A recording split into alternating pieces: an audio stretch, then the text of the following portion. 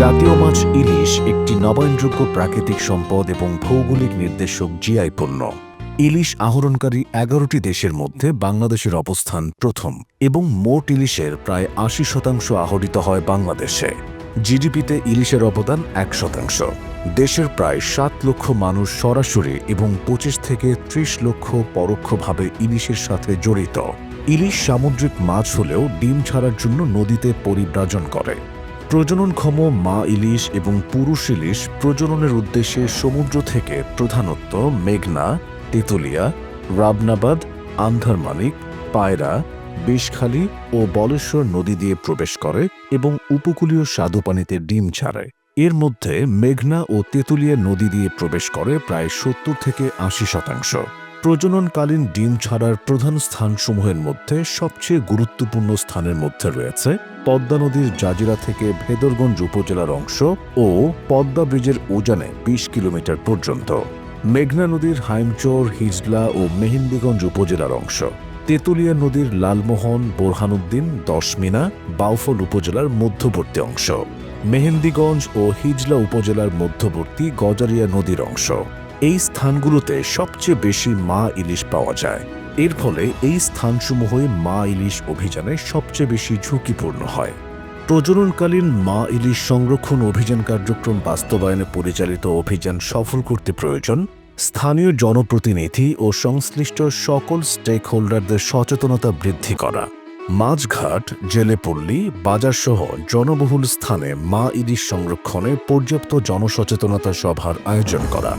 নদীর প্রবেশমুখে নদী খালের সংযোগস্থলে ২৪ ঘণ্টা টহলের ব্যবস্থা করা, যাতে জেলেরা জাল ও নৌকা নিয়ে নদীতে প্রবেশ করতে না পারে। মাছঘাটে ফিশিং বোট আটকিয়ে রাখার ব্যবস্থা করা। প্রতিটি জোবা অর্থাৎ মাছ ধরার উপযুক্ত সময় শুরু হওয়ার ২ ঘণ্টা আগে মাছ ধরার স্থানে অভিযান টিম উপস্থিত থাকা এবং জোবা শেষ হওয়ার পর ফেরত আসা, যাতে জেলেরা জাল ফেলতে না পারে। মা ইলিশ সংরক্ষণ কার্যক্রম ২০২৫ বাস্তবায়নকালে পর্যবেক্ষণে দেখা যায় যে প্রজননক্ষম ইলিশের গড় আকার আশঙ্কাজনকভাবে ছোট। প্রায় ৮০% মা ইলিশই ছিল ২০০ থেকে ৩৫০ গ্রাম ওজনের মধ্যে। পদ্মা নদীর উজানে বিগত বছরের তুলনায় এবছর মা ইলিশের প্রাপ্যতা অনেক বেশি ছিল। প্রাকৃতিক ও মনুষ্য সৃষ্টির নানাবিধ কারণে ইলিশের স্থায়িত্বশীল উৎপাদন আজ হুমকির মুখে। নদীর মোহনায় পলি ভরাট হয়ে একদিকে যেমন চর জেগে উঠছে, তেমনি নদীর চ্যানেল সরু হয়ে ইলিশ পরিব্রাজনের পথ সংকুচিত হচ্ছে। নদীর উজানে বাঁধ ও অবকাঠামো স্থাপন এবং পলিবাহিত হওয়ার কারণে শুকনো মৌসুমে নদী ও নদীর শাখা প্রশাখায় পানির প্রবাহ কমে যাওয়া ও চর জেগে উঠছে। ইলিশের অতি আহরণ এবং অবৈধ আহরণ, নদী ও সমুদ্র দূষণের ফলেও ইলিশের স্থায়িত্বশীল উৎপাদন আজ হুমকির মুখে। জাটকার স্কুল ফর্মে একত্রিত হওয়ার প্রধান স্থানসমূহের মধ্যে রয়েছে মেঘনা নদীর চাঁদপুর সদর ও হাইমচর উপজেলার অংশ, পদ্মা নদীর পদ্মা ব্রিজ থেকে উজানে ২০ কিলোমিটার এলাকা, তেঁতুলিয়া নদীর লালমোহন থেকে মেহেন্দিগঞ্জ উপজেলার শ্রীপুর পর্যন্ত এবং মেহেন্দিগঞ্জ, হিজলা ও বরিশাল সদর উপজেলার মধ্যবর্তী গজারিয়া নদীর বাগরজা ও মালদ্বীপ চর। মা ইলিশ সংরক্ষণ অভিযান পরবর্তী করণীয়: জানুয়ারির দ্বিতীয় সপ্তাহ থেকে মে মাসের প্রথম সপ্তাহ পর্যন্ত পদ্মা, মেঘনা, তেঁতুলিয়া, গজারিয়া নদীর গুরুত্বপূর্ণ স্থানগুলোতে প্রতিদিন দিনে ও রাতে অভিযান করা এবং ২৪ ঘণ্টা পাহারার ব্যবস্থা করা, যাতে জাটকাসমূহ নির্বিঘ্নে সাগরে যেতে পারে।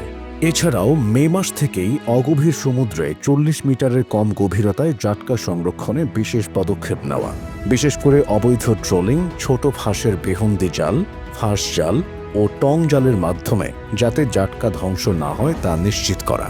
সমুদ্র থেকে নদীতে ইলিশের পরিব্রাজনের পথ নির্বিঘ্ন করতে মেঘনা, তেঁতুলিয়া, পায়রা, বিষখালী, বলেশ্বর ও পদ্মা নদীর ডুবোচর ড্রেজিং করে নদীর নাব্যতা বৃদ্ধি করা। নদী ও মোহনায় দূষণ রোধে কার্যকর ব্যবস্থা গ্রহণ, কেননা দূষণের প্রতি রয়েছে ইলিশের অধিক সংবেদনশীলতা। ইলিশ একটি কমন প্রপার্টি রিসোর্স ও উন্মুক্ত জলাশয়ের মাছ। নবায়নযোগ্য হলেও এর উৎপাদন ইচ্ছামতো বা রাতারাতি বাড়ানো যায় না। এর মজুদ একবার কমে গেলে তা পুনরায় বৃদ্ধি করতে অনেক বছর অপেক্ষা করতে হয়। এই জন্য প্রয়োজন দায়িত্বশীল মৎস্য আহরণ ও উন্নত সংরক্ষণ ব্যবস্থা। এই রূপালী ইলিশ শুধু আমাদের খাবারেরই অংশ নয়, এটি আমাদের সংস্কৃতি ও ঐতিহ্যেরও প্রতীক। ইলিশের স্থায়িত্বশীল উৎপাদনের ধারা অব্যাহত রাখতে মা ইলিশ ও জাটকা সংরক্ষণে জেলে সম্প্রদায় সহ সকল স্টেক হোল্ডারের সক্রিয় অংশগ্রহণ অপরিহার্য।